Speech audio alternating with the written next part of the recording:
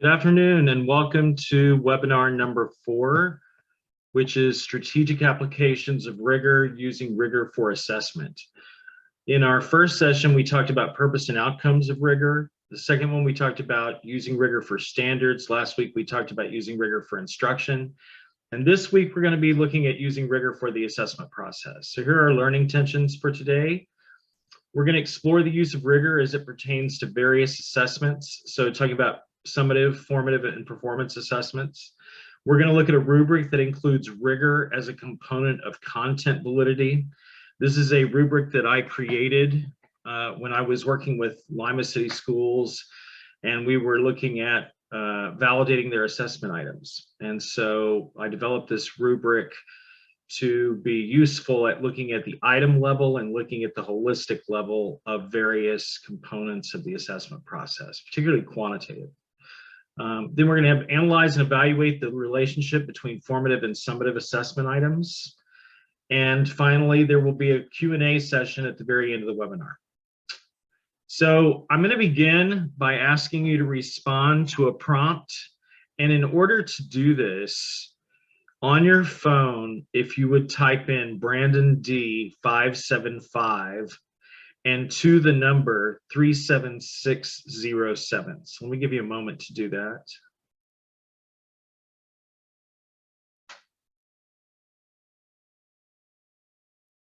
If you're successful doing this, your screen will look like this. It'll say you've joined Brandon Dubeck's session.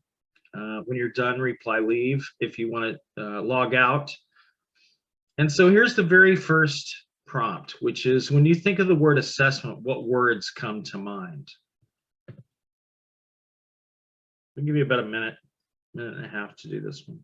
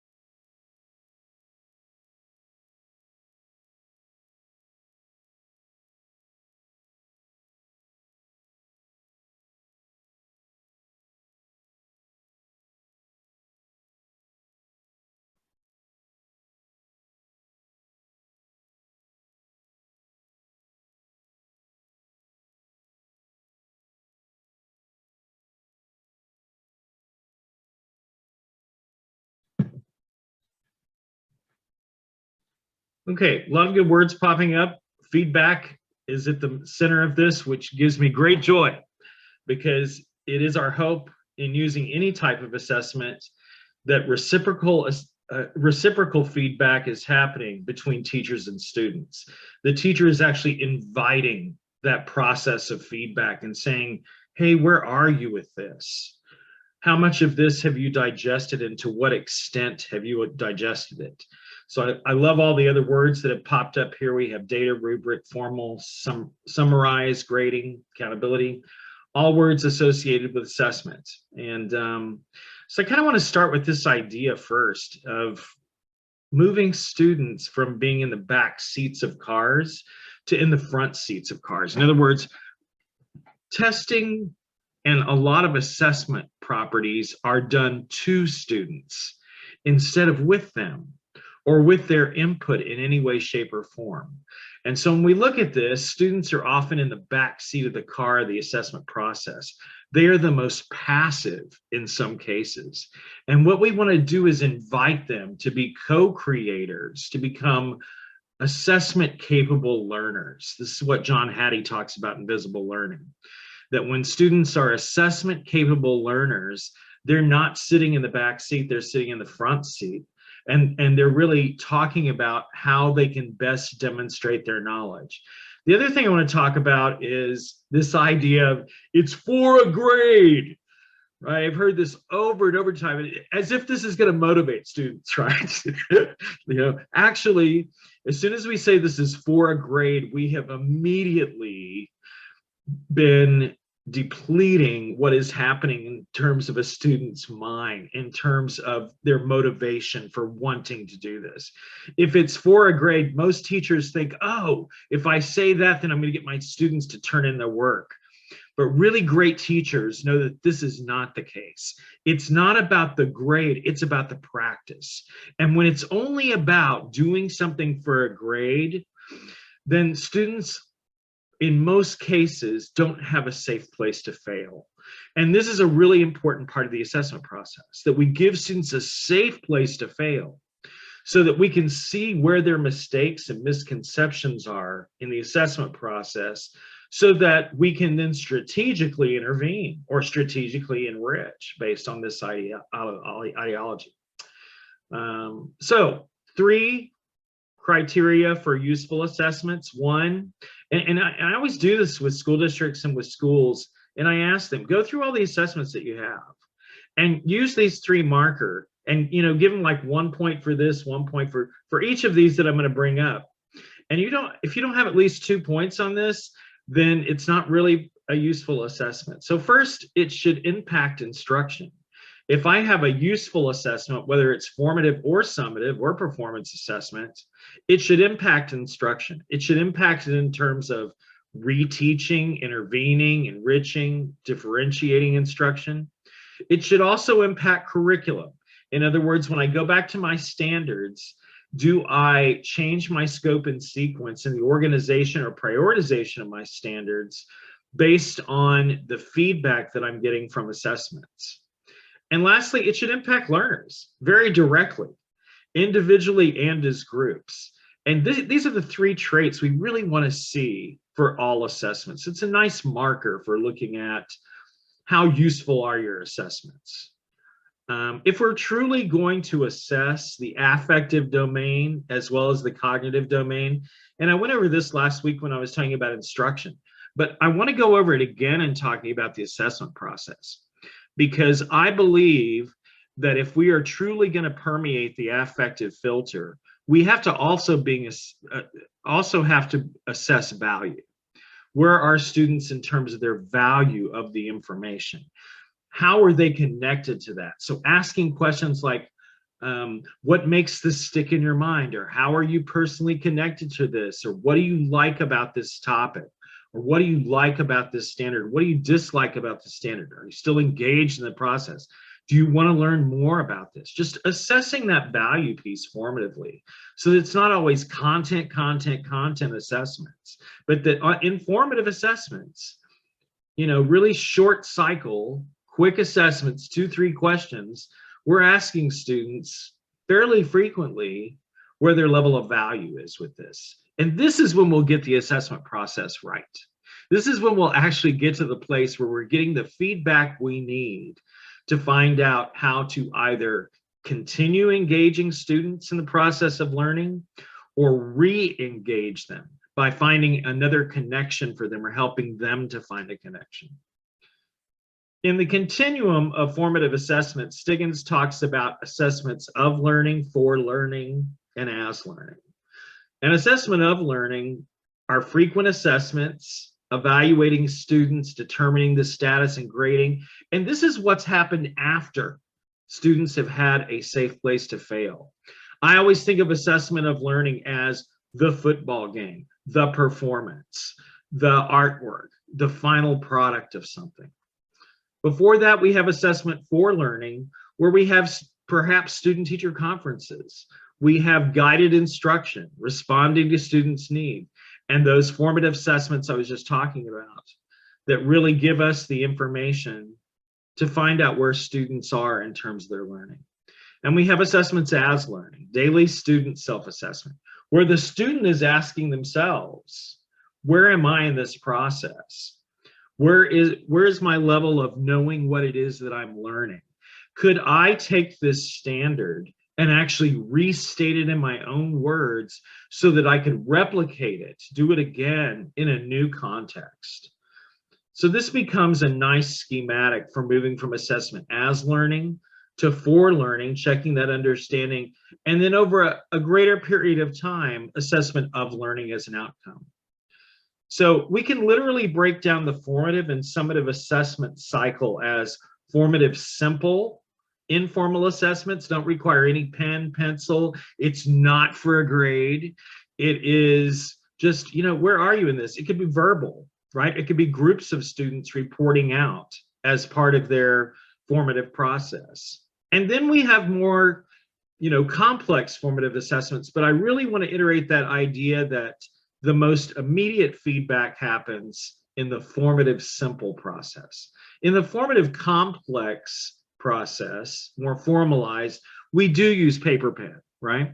Now, this is still, all formative assessments should not be graded, but we should be collecting information with pencil and pen, maybe 2-3 questions, exit tickets, anything like that, that is tangible evidence of where students are in terms of their learning. And we think, formative simple happening kind of on a daily basis, formative complex maybe happening either every 3 to 5 days as part of the instructional process. For some teachers, every 2 days. Here's summative simple. Here's some of those chapter tests, where, okay, you've had the practice, you've had a safe place to fail. Now, this is where it starts to count.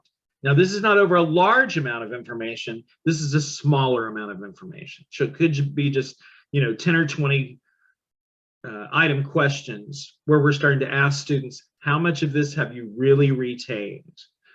And then we have those larger summative complex. Notice it's the least immediate feedback, where we have those unit, midterm, or final exams, high stakes tests, things like that, that are more formalized and over larger pieces of knowledge in a course. And it really starts to look like this, that those simple formative assessments sitting over at the left side, when we do those well, and then we do our complex formative as well, then when we get to crossing that line of feedback over into mastery and retention, then we've given students a safe place to fail before they're actually getting measured. And without that safe place to fail, students don't have the opportunity to provide the feedback that's really required for digestion of learning. So here's another prompt for you. How might learning change if we consistently measured for mastery?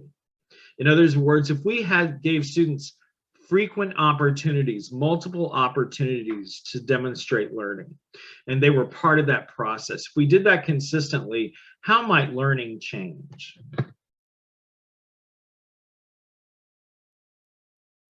Be responding to the same poll.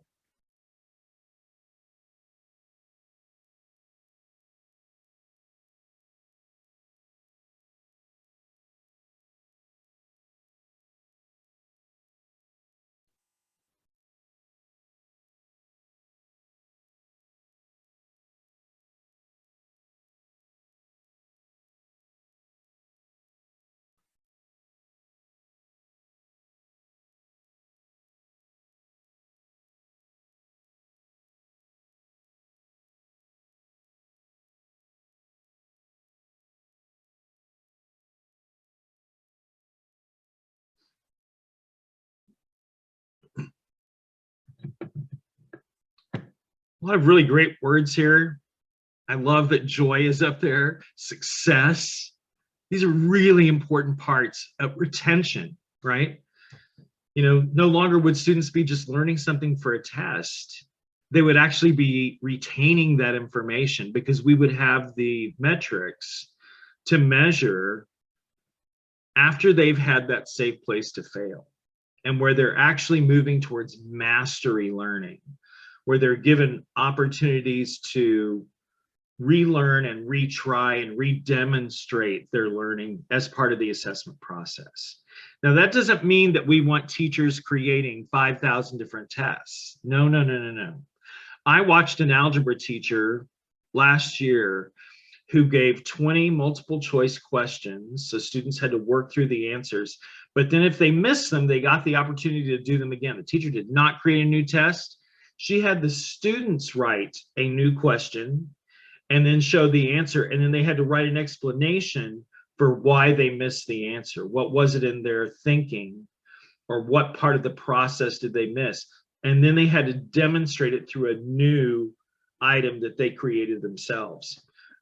Over a period of time, students were less likely to miss questions because they didn't have to spend all that extra time changing that. But for turning that in, they got a higher grade.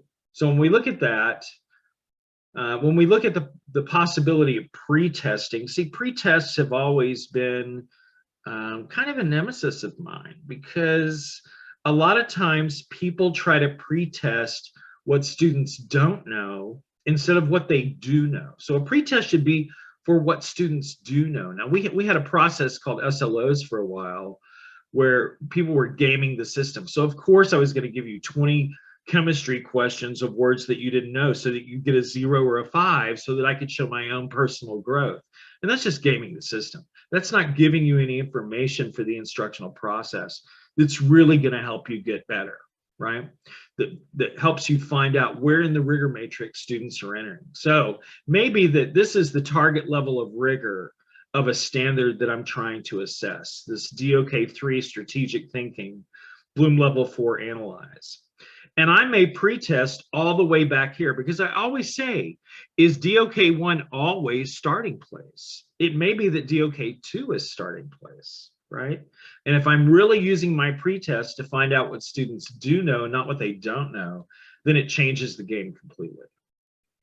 When we look at the formative to summative assessment piece, we're looking at, here's that finality of where we want the target level of rigor to be by the end of the year. But we have to formatively assess it all along the way throughout the year. Now, the point that I want to make with this is it's very different for a nonlinear subject like language arts than it is for math. Notice that for language arts or for social sciences, things that are nonlinear, I could assess that because it could be a recurring standard throughout the year. It could be a standard I'm teaching in every single unit of instruction. So maybe that in this particular writing standard, I begin this process in September. I'm then scaffolding into December to get them to the DOK2 level. I'm getting them to DOK3, Bloom level 3 by January. I'm staying in DOK3 by February, and it's not until March that I get them to the target level of the standard. This is not the same case for math.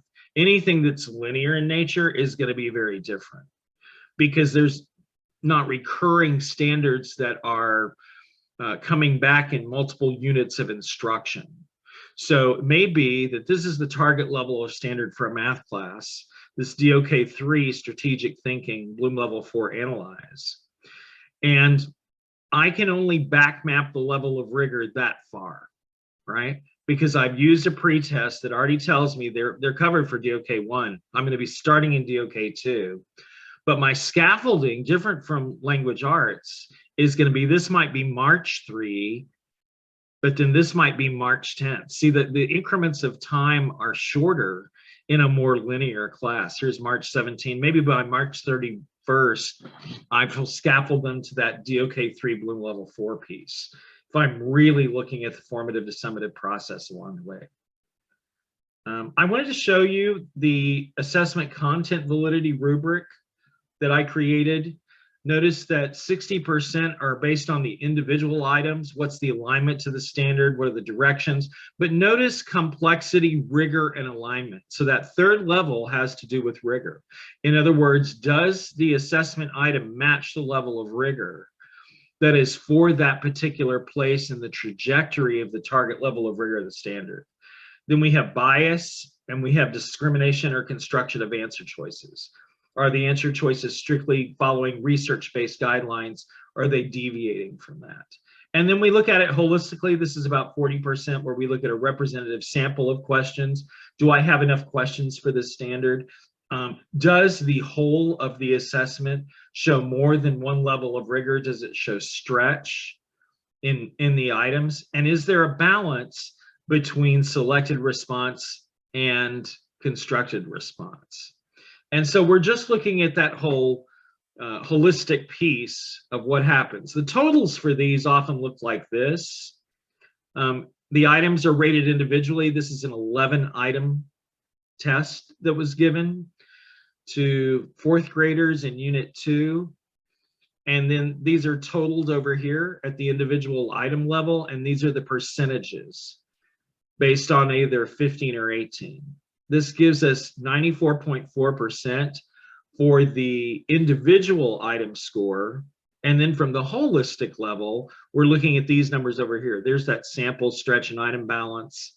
There's the total, and it's coming in below 0.8. So in assessments, we're always looking for our content validity or any level of validity or reliability to be 0.8 or higher.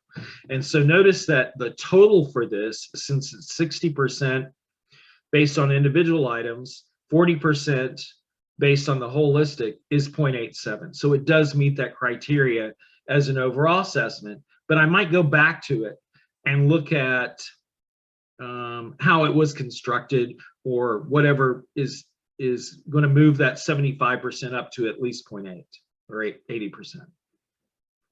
I wanted to do a guide us practice with some assessment items. So here is one that we looked at several weeks ago. Analyze proportional relationships and use them to solve real world and mathematical problems. And this is a 7th grade standard. And it's about using proportional relationships like simple interest, tax, markups, gratuities, fees, percent increase or decrease. And I just want to show you how we kind of back map that summative to formative assessment process. So here's the target level of rigor that I'm trying to get to. DOK 2, Bloom level 3, apply. That's based on this standard over here. So we're at the DOK 2, Bloom level 3, apply. And what I'm going to do is I'm going to work backwards. I'm going to say the final assessment's going to have this on it. Here's that DOK Bloom level 3 that is that target level. Mary has a dress selling for $34 that ordinarily costs $50. What's the percent of decrease in the sale price?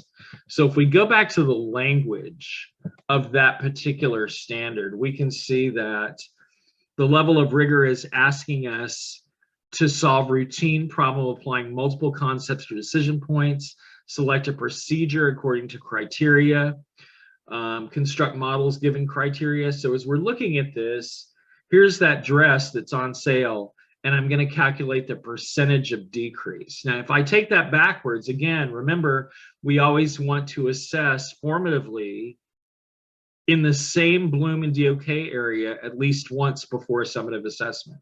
So here's the DOK Bloom 3 formative instead of summative. Jose bought a car for $14,000. He ended up selling it for $5,000 5 years later. So he's losing $9,000, right? So what we're asking is, what is the percent of the decrease in the sale price? So this is another opportunity for students to demonstrate whether they understand how this question works or not. If I back this up, DOK 2, Bloom level 2, formative, explain the steps you'd follow to show the percentage of increase or decrease in a sales item. So that would meet that formative item at that DOK 2, Bloom 2. And here's DOK 1, Bloom 3. What's the difference in price? It should be price, not rice, sorry, my bad, between $50 and $35. So we know that's $15, but we want them to be able to explain that particular step and then take it to that next step of DOK 2 to say, now, what would the formula be for that? How would I follow the steps to get there? So here's one that we're going to look at together. This is an ELA standard grade 4. Explain the differences in the point of view in a text and different perspectives of the characters. So what do you think is the DOK level of this particular standard? Okay, so explain the differences in the point of view in a text and different perspectives of the characters.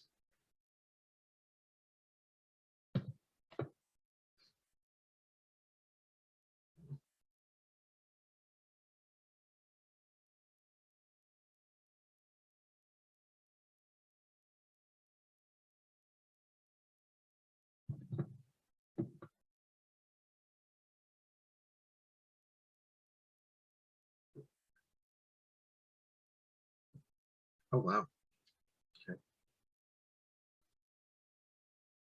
So I think we're really nailing this one, right? 67% or 2/3 of it, 71% are actually saying it's at the DOK2 level. And as I've told people, the more you practice with these DOK and Bloom levels, the better you get at it over a period of time.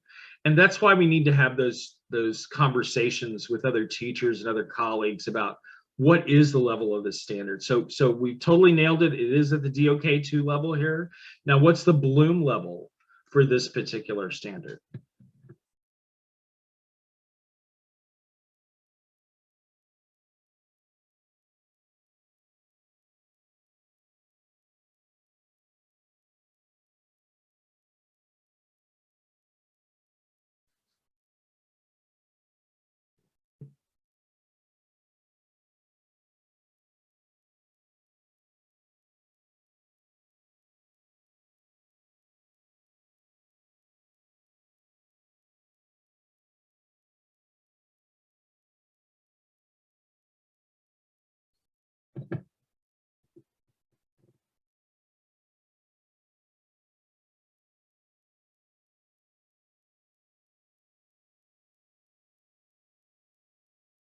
Okay, so leave this 2/3 of us. You know, again, we're hitting it on the marker here, right? About 2/3 of us say it's at the analyzed level because they're having to compare and contrast. And as we look at this, you know, here's this categorization comparing literary elements where they're having to show those differences in the text and in different perspectives of characters. So we're getting better and better at this every week. And what I want to ask us is to look at an assessment item that covers the same standard. All right. And we're going to use part of the rubric that I created, but just for rigor to look at this. So if you evaluate this as a 3, it means the level of rigor is very closely aligned to the standard being measured. 2, it's close, but not quite there. 0 or 1, it's not close at all, right? It's kind of far away. So as we're looking at that, here's the question being used. The following question has 2 parts. What does Callie most likely believe? 4 answers. There's the answer, correct answer. And then part B, which detail from the text or which detail from the passage best supports your answering it? So just look at that.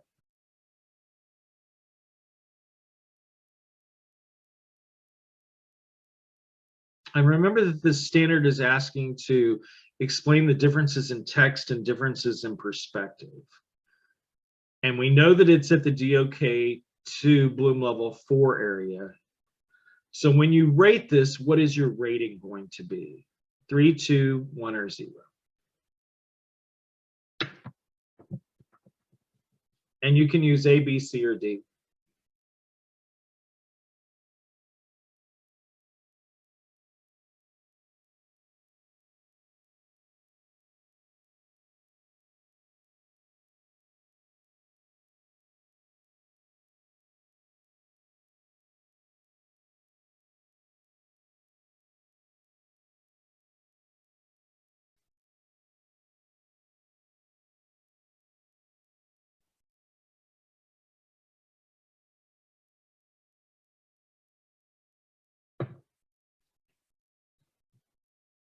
So it's sort of interesting to look at this. You know, 63% of this, or the majority of us, are saying this item is pretty well hitting the nail on the head in terms of hitting the DOK and Bloom level that it's trying to measure. So that would give it a high level of validity.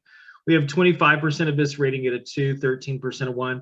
But by and large, most of us, 63%, feel that it's closely aligned. And that's what we're looking for in various questions. Whether they're formative items, summative items, performance items, how are they hitting in terms of that level of complexity? So the final idea I'd like to get across for today is what Hattie talks about, and this is where I began, which is assessment capable learners. And we know that when we develop assessment capable learners, we're getting 2 to 2.5 years of growth, of increase in student retention and learning. Assessment capable students engage in the lesson as active partners. They're not in the back seat of the car. right, who co-construct learning with the teacher. They're part of that process. This requires clear learning targets, success criteria, which means I know this is going to be successful if I see this and this and this, and they're very clear markers for that. But where we also have student self and peer assessment and quality feedback for the teacher. So I hope this was helpful for you today. Next week, we are not going to have a webinar. Week after next, the final webinar will be using Rigor for collaborative teams. If there are any questions, feel free to pose them now, or you can always send them to Dr. B. Dubeck at evolutionalliance.education.